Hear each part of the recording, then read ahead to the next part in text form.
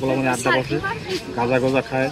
ওই সাইডে আছে কিছু, তাতে ওই মধ্যে মেয়ে ছেলে নিয়ে ঢোকে, নানান ঝামেলা হয় যে মধ্যে। তো জায়গায় আঁকাপুকুম অনেক চলে ওই সাইডে, কারণ ওর সাথে লোকজন ঢোকে না তো, তাই এই জন্য এইসব চলে।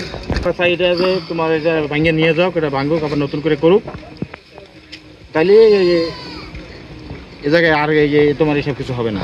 বাইরের পোলাপান আসে তোমার এই 9-10-এ পরে এইসব পোলাপান নেশা তো করেই, নেশা করে তোমার মেয়ে ছেলে ঢোকে, এই জন্য নানান সমস্যা হয়। এই জায়গার লোকজনের সঙ্গে আবার থেকে লাগা তো, এই জন্য মানুষের সমস্যা হয়।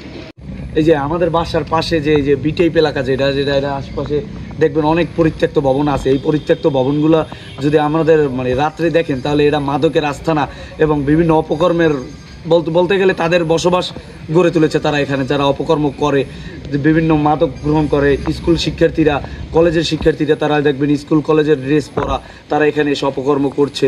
মানে এই ভবনগুলো যদি তা দ্রুত ভেঙে না ফেলা হয় বা কোনো সংস্কার না করা হয়, তাহলে এটা মানে যুব সমাজের জন্য খুবই হুমকির মুখে হয়ে দাঁড়াবে এই ভবনগুলো। তাই আমি মনে করি প্রশাসনের দৃষ্টিতে নেওয়া উচিত, যাতে এই ভবনগুলো খুব দ্রুত সংস্কার কিংবা ভেঙে ফেলা হয়।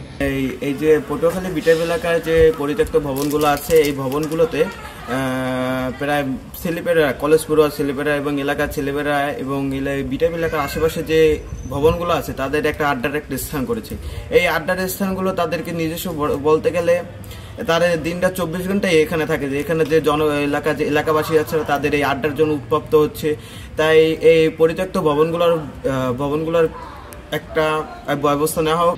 পটুয়াখালী জেলার পৌরসভার মধ্যে অবস্থিত পি-টাইপ কলোনিতে বিভিন্ন সময় দেখা যায় বিভিন্ন মাদক শিবিরে ওখানে মাদক সেবী করে। আমরা মাঝে মাঝে কিছু অভিযান পরিচালনা করি এবং জেলা প্রশাসনের পক্ষ থেকে মোবাইল কোডও করা হয়ে থাকে।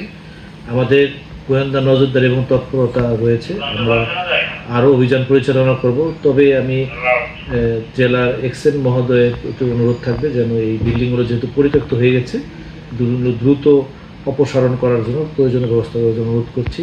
তাতে করে এলাকার পরিবেশও সৌন্দর্য বৃদ্ধি পাবে এবং মাদকের যে আখড়া হিসেবে পরিচিতি লাভ করেছে সেটাও বিনষ্ট হবে।